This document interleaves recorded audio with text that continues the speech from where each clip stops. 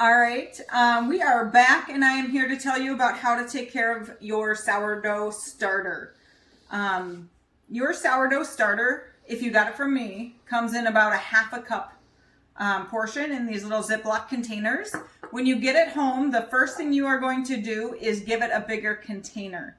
Your starter is a living creature, and you're going to want to allow it to have a little room to grow.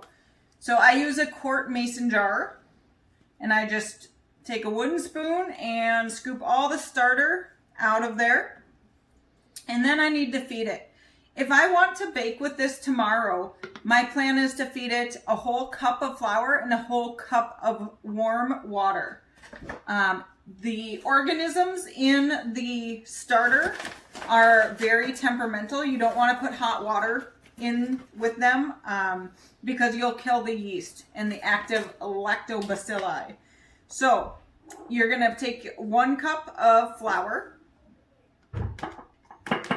It's very helpful if you have a wide mouth mason jar.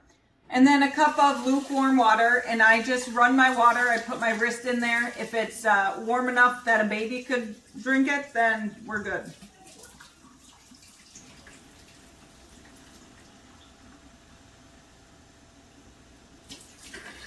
Now the consistency that we're going for is a thick pancake or waffle batter. And you just take your spoon and you stir the starter and the flour and water. Don't ever feed your starter anything but flour and water, or you will contaminate your whole culture. So I can show you right now that, if you can zoom in pretty close on that, that is a thick pancake batter consistency. And you'll notice that it's not very fluffy and it's not very bubbly. It needs 6 to 10, sometimes in the cold weather, 12 hours to actually become active enough for you to bake with it. So once it's been fed, right now in Minnesota, I need about 8 hours till it becomes active. And I can show you what an active starter looks like. So this is an active starter. It has had about 8 hours since it was last fed. You can see the line here. Whenever I feed my starter, I draw a line at the top. So if I was gonna measure this guy, you know that it's ready to use when it's grown exponentially up the side of your container. And if you drop a little bit into water, it will actually float. That's called the float test. And I'll show you that real quick.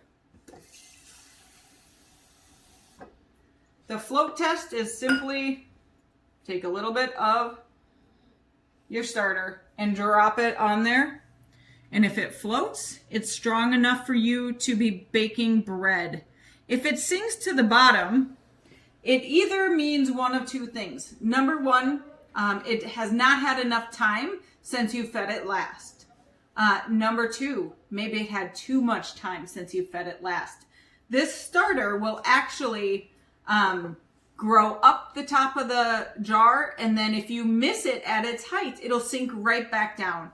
And if you miss that, that means it's eaten all of its food. It needs to be fed again. There's not much you can do except for feed it again and then wait the 6 to 8 hours.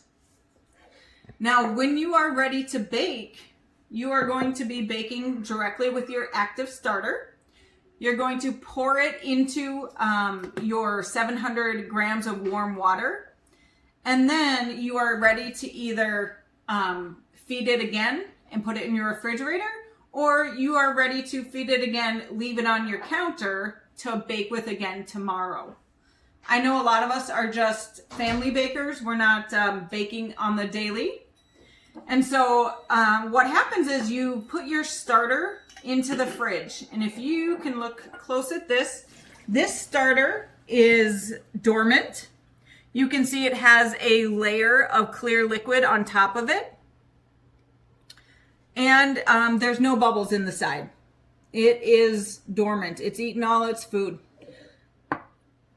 If you're ready to, you would like to bake pretty soon, you would like to bake within the next 2 or 3 days, your job then is to wake it up.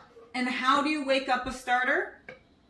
You wake it up, first of all, stir all of that in. It's almost like a yogurt. You don't want to pour it off. Those are important cultures and yeasts in there. So stir that in. Then you are going to take out a like a Tupperware. You could use another mason jar. I like my discard to be a different type of container so that I can look in and know exactly what I'm grabbing out of my fridge. So I'm going to pour off half of my starter into my discard pile. That's not garbage. I'm going to bake lots of fun stuff with that. I'm going to make some crumpets. Crumpets are my favorite. They're a lot like English muffins. Super easy. I'm going to make some sourdough waffles and some sourdough pancakes. You can make crackers. You can make pretzels. There's a whole online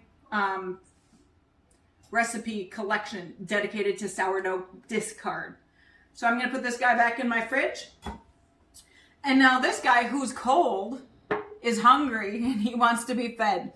So I would go ahead and feed him a cup of water and a cup of flour. Leave him on my counter. And I would do that every 24 hours for 2 to 3 days until he's active and ready to go, just like this guy. And every time you feed, you will have to discard half of it, or you are going to wind up with a starter container like this. And we don't all want to manage a starter container that's like three quarts. It's excessive unless you're giving it out for free. So that is how we maintain our starter. Let me know if you have any questions.